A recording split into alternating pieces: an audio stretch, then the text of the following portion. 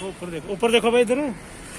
Short notice पे यहाँ press conference के लिए जैसा कि आपको पता है, ये प्रेस कॉन्फ्रेंस हमने एज अ मीडिया ब्रीफ रखा है to tell you about the recovery of 34 scooties two wheeler from a thief, जिसको बहुत ही हिकमत और बहादुरी से गुजरनगर चौकी ने, जो आईओ हैं इसके सब इंस्पेक्टर परवेज़ खांडे और उनकी टीम ने इसको पकड़ा है। तो बेसिकली केस रजिस्टर होता है 13 जून को, जब एक कंप्लेनेंट आता है हमारे पास कि उसकी एक स्कूटी गुम हो गई है। जब ये स्कूटी का गुम होने का पता पाया जाता है तो केस रजिस्टर होता है और तफ्तीश शुरू होती है। तो जब ये तफ्तीश करते हैं तो एक सस्पेक्ट नेमली सुशील गुप्ता, जो जानीपुर में रहने वाला है, किराए के मकान में रहता है, उसको बुलाया जाता है, उससे पूछताछ की जाती है एंड पता चलता है कि ये वही चोर है जिसने वो स्कूटी चोरी की है और उसके डिस्क्लोजर पे स्कूटी बरामद होती है। जब इसको और गहराई से तफ्तीश की गई तो पता चला है कि ये एक बड़ा स्कैम है जिसमें 2 लोग और मिले हुए हैं, जिनका नाम है दीपक शर्मा उर्फ काका, जो जिंद्रा के रहने वाले हैं, और अजीत शर्मा जो टिकरी उधमपुर के हैं। तो जो सुशील गुप्ता चोर है, जब ये गाड़ियाँ यहाँ से चोरी कर लेते हैं तो ये गाड़ी ये दीपक और अजीत को जाके दे देते हैं। दीपक और अजीत इस गाड़ियों को फिर आगे लोगों को बेच देते हैं जेन्युइन गाड़ी बता के। इससे इन्होंने ये स्कैम जो है, ये जो कार्टेल है, 7-8 महीने से चला के रखा है, स्पेशली नॉर्थ जोन में, जम्मू सिटी में, जहाँ पे कई नई गाड़ियाँ जो कि पार्क होती हैं रोड साइड में या घर के बाहर, वो ये चुरा के लेके जाते हैं और बाहर दूर दराज के गांव में कोई आउटस्कर्ट्स में बेच देते हैं ताकि वहाँ पे किसी को शक ना हो। सो ये एक बहुत अच्छा टीम एफर्ट रहा है, स्पेशली गुजरनगर चौकी का, जिन्होंने काफ़ी पेशेंस रख के एक एक गाड़ी को रिकवर करने में मदद की और ऐसे करते करते 33 एक्स्ट्रा और गाड़ियाँ हमने रिकवर की, जो कि मैं मानती हूँ कि शायद जम्मू शहर के इतिहास में पहली बार होगा कि एक चोर से इतनी गाड़ियाँ मिली हैं।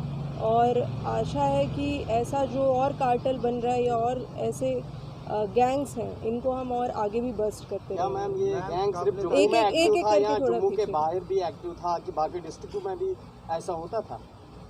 जो तफ्तीश अभी हमने की है, फ़िलहाल तो जो गाड़ियाँ मिली है वो जम्मू शहर की ही हैं और स्पेशली नॉर्थ जोन की।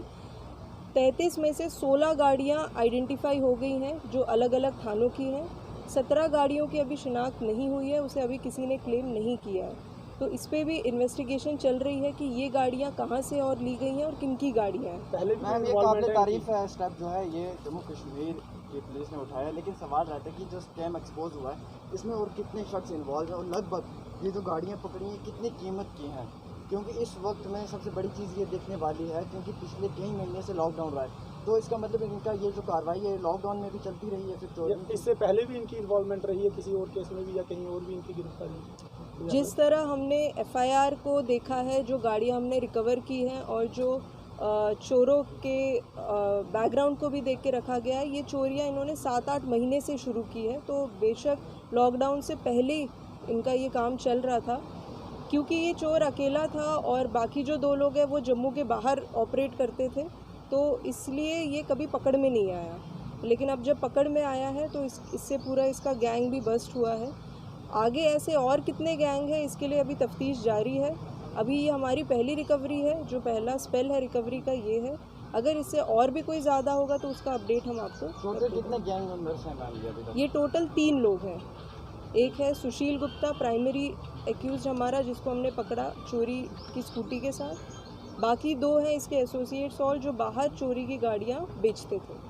मैम इस लॉकडाउन में रात को कर्फ्यू होता है और इस लॉकडाउन के बीच में चोरी की वारदात जो है वो काफ़ी ज़्यादा बढ़ी है, तो क्या लगता है कि पुलिस को और भी जो है वो अपने काबू में मिली, क्योंकि इस लॉकडाउन में पूरी तरह से रात को कर्फ्यू होता है और रात में चोरी कुछ ज़्यादा हो रही है? तो सबसे बड़ा सवाल ये है कि लॉकडाउन में चोरी हुई, उसमें पुलिस हर जगह पर तैनात थी और आने जाने वालों पर नज़र रखी जा रही थी, बिना काम के किसी को जाने नहीं दिया जा रहा। अगर आप स्टैटिस्टिक्स दोबारा देखें तो मैं आपको करेक्ट करना चाहूँगी, लॉकडाउन में चोरियाँ सबसे कम हुई हैं। जो 2 महीने का स्पेल था मार्च अप्रैल, और मई, मार्च का एंडिंग, अप्रैल पूरा और मई, वहाँ पे उस टाइम पे चोरियाँ, चाहे आप गाड़ियों की बात करें या घरों की, कम हुई हैं। जैसे जैसे अनलॉकडाउन शुरू हुआ है वैसे वैसे रिपोर्टिंग ज़्यादा हो गई है।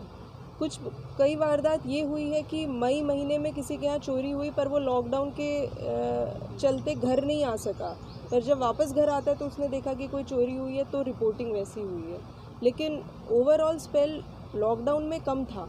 अभी जब नॉर्मलसी ज़्यादा जैसे जैसे आ रही है उसके बाद चोरियाँ थोड़ी ज़्यादा बढ़ रही हैं। और रही बात पुलिस की, हमारे नाके रात में जहाँ जहाँ हमने स्ट्रेटेजिकली प्लेस किए हैं वो एक बहुत बड़ा डिटरेंट है चोरी को रोकने के लिए। अगर हम FIRs का रिकॉर्ड देखें तो काफ़ी चोरियां दिन में भी हो रही हैं। जो दिन में लोग आइडियली पार्क करके चले जाते हैं वहाँ से भी चोर गाड़ियां उठा के ले जा रहे हैं, जिसमें उनको सहूलियत होती है एनोनिमिटी की कि उनको कोई पूछने वाला फिर नहीं होता। मैम, जम्मू कश्मीर की पुलिस जो है वो हमेशा एक अच्छा रोल प्ले करती है। 8 महीने से ये स्कैम जो है आज एक्सपोज हो, आपको नहीं लगता कि ये चीज़ पहले भी हो सकती थी? थोड़ा लेट हुआ है, जम्मू कश्मीर की पुलिस ने काम किया है, काबिल तारीफ़ वाला काम किया, लेकिन थोड़ा सा स्लो प्रोसेस रहा है। मानते हैं इस चीज़ को कहीं ना कहीं आप? और इतनी ज़्यादा तादाद में और इतनी ज़्यादा तादाद में 33 व्हीकल्स को रिकवर किया, वो भी 8 महीने में। शायद अगर ग्राउंड पे काम फास्ट होता तो शायद ये 8 महीने नहीं बल्कि 4 महीने में रिकवर कर सकते हैं, क्योंकि पुलिस डिपार्टमेंट से बढ़ के मुझे नहीं लगता कि कोई और काम कर सकता है। Ma'am, you know very well. जी बिल्कुल, आप जो कह रहे हैं कि ये काम पहले भी हो सकता था, बट मैं यही कहूँगी ये काम आज इसीलिए हुआ कि इतने शायद महीनों का जो एफ़र्ट्स है वो आज कहीं ना कहीं रंग लाया। तो ये टीम की सिंसियरिटी और डेडिकेशन का एक एग्ज़ाम्पल है कि हार नहीं मानी है। अगर आप पकड़ नहीं पाए शुरू में, बट इसका मतलब ये नहीं कि आप इसे कभी नहीं पकड़ पाए। तो ये मैं कहूँगी एक बड़ा सबक है बाकी चोरों के लिए भी, जिसमें इनकी बेल इतनी आसानी से भी नहीं होगी कि इतनी बड़ी कॉन्स्पिरेसी है कि इन्होंने इसको एक रैकेट बना के चलाने की कोशिश की है। तो आगे आने वाले टाइम में भी ऐसे ही चोरियों का पर्दाफाश करते रहेंगे और इसके लिए I appreciate my whole team, specially Gujjar Nagar, Pir Mitha थाना, जिन्होंने काफ़ी पेशेंस के साथ ये पूरे गैंग को अनर्थ किया, इनका पूरा स्कैंडल बाहर लाया और रिकवरी भी की। Thank you ma'am.